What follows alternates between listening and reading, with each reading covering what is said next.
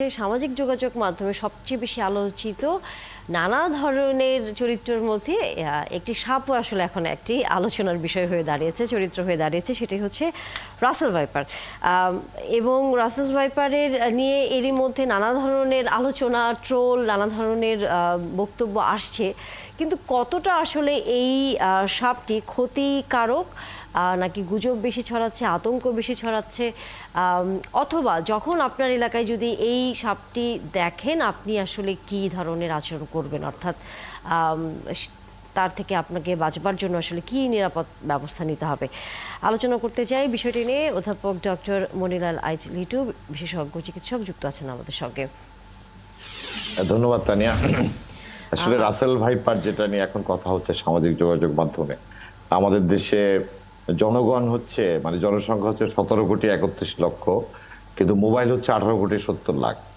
So এটা fan fire মতো ছড়িয়ে পড়েছে সমাজে, এবং এখন যা কিছু ঘটে সেটা অনেকটা গুজব, অনেকটা মিশ্র তথ্য নির্ভর একটা আতঙ্ক তৈরি হয়েছে। রাসেল ভাইপার এটা আমাদের দেশে আগেও ছিল, এখন হয়তো প্রকোপ একটু বেড়েছে, কিন্তু এইটা নিয়ে যে ধরনের আতঙ্ক ছড়ানো হচ্ছে, গতকাল আমাদের মাননীয় স্বাস্থ্যমন্ত্রী শামসুল সেন স্যার পরিষ্কারই বলেছেন যে এর জন্য যে অ্যান্টিভেনম সেটা সব জায়গায় মজুদ আছে আমাদের প্রত্যেকটা স্বাস্থ্য কেন্দ্রে। সো এটা নিয়ে আতঙ্কিত হওয়ার কিছু নাই, এবং আমার মনে হয় এটা যতটা না যৌক্তিক তার চেয়ে বেশি অযৌক্তিক প্রচারণা বা এই ফেসবুকে বা বিভিন্ন গণমাধ্যমে এটা নিয়ে যেভাবে প্রচারণা চলছে সেটা যৌক্তিক না। এটা সতর্ক হলেই এটার থেকে, এটা তো আমাদের ইকোসিস্টেমেরই পার্ট। এই সাপ 4,700 রকমের সাপ আছে, এই 20% মাত্র বিষধর।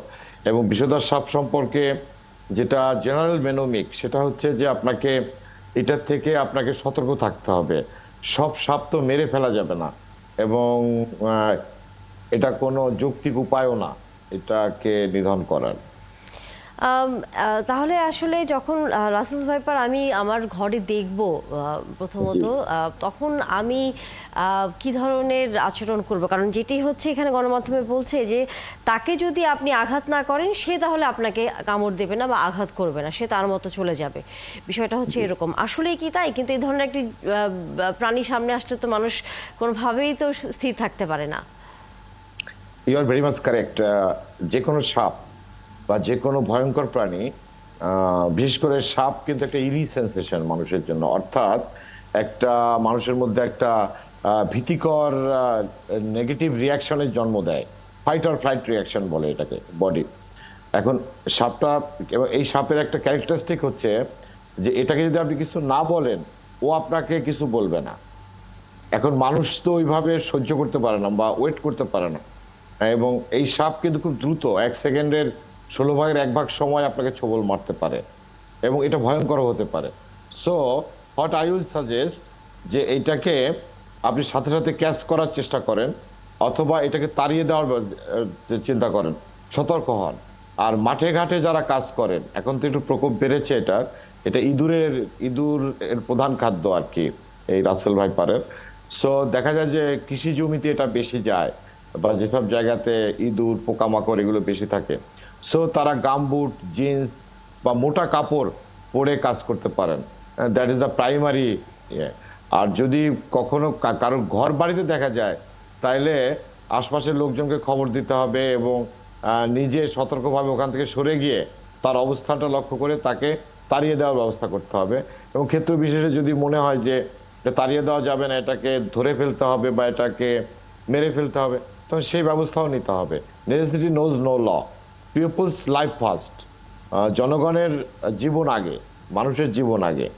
সো আমি বলবো যে সেক্ষেত্রে এটা যদি আপনি চুপচাপ, হঠাৎ আপনার খুব ক্লোজ রেঞ্জে আপনি দেখলেন, আপনি যদি চুপচাপ দাঁড়িয়ে থাকেন বা চুপচাপ থাকেন বা ওকে কোনো রকম আঘাত করার চেষ্টা না করেন, ও যদি মুভমেন্টে মনে করে যে you are quite cool and safe for him, তাহলে কিন্তু সে আপনাকে আঘাত করবে না। That is a special characteristic of Russell viper. এবং এটা এটা এটা প্রথম যখন এটাকে ডিসক্রাইব করেন 1796 সালে serpentine in coastal area of Coromandel, sir Russell নামে একজন ব্রিটিশ, উনি কিন্তু পরিষ্কার এই সাপের নেচার সম্পর্কে চন্দ্রবোরা বা রাসেল ভাইপার সম্পর্কে বলেছিলেন যে এটা যদি if you doesn't hit him it will not fight back. তো কাজেই মানুষকে কিছুটা সতর্ক এবং তার সাথে তার বুদ্ধি প্রয়োগেরও বিষয় আছে এখানে। একই সাথে একটু জানতে চাই, যদি কেউ কামড়ে আক্রান্ত হন তাৎক্ষণিকভাবে জি। আসলে কি ব্যবস্থা সে নেবে, এবং যে অ্যান্টিভেনমের কথা আসলে বলছিলাম আমরা, সেটির কার্যকারিতা নিয়ে প্রশ্ন উঠেছে। বিভিন্ন উপজেলাগুলোতে এই ওষুধের আসলে সেভাবে পর্যাপ্ততা নেই। সেখানে আসলে এই ধরনের না, না, এই সাপে কাটা আমি রোগীর আপনার সাথে এটা চিকিৎসা differ আসলে করব। সম্ভব কিনা? আমি আপনার সাথে ডিফার করবো জি। তানিয়া। দেখুন এখানে মাননীয় স্বাস্থ্যমন্ত্রী গতকাল তার বিশেষ বক্তব্যে বলেছেন যে প্রত্যেকটা উপজেলা এবং সরকারি হাসপাতালে অ্যান্টিভেনমের ব্যবস্থা করা হয়েছে, অ্যান্টিভেনম আছে। কিন্তু কথা হচ্ছে যে অ্যান্টিভেনম কতটুকু কার্যকরী, পলিভ্যালেন্ট এবং মাল্টিভ্যালেন্ট এবং মনোভ্যালেন্ট দুই ধরনের পাওয়া যায়।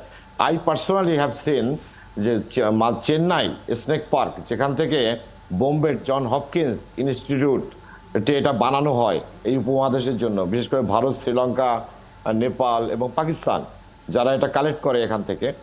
তো এটা অত্যন্ত কার্যকরী, 100% কার্যকরী।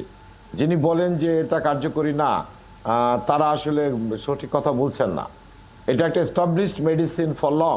কিন্তু কোশ্চেনটা হচ্ছে যে একটা লোকের তো আর হাসপাতালের আশপাশে সাপে কামড়ায় না, তাকে কামড়ায় হাসপাতাল থেকে অনেক দূরে এক কোনো স্থানে, এই তো। কিন্তু বর্তমানে আমরা যেটা করতে পারি সেটা হলো, আমরা যেসব জায়গাতে এটার প্রকোপ আছে, যেমন দ্বীপ বা ধরেন ডিস্টাল এরিয়া, সেখানে যদি কখনো ঘটে, দ্রুত মোটরসাইকেলে বা স্পিড বোটে বা ট্রলারে ওই ব্যক্তিকে হাসপাতালে নেওয়ার ব্যবস্থা করা যেতে পারে।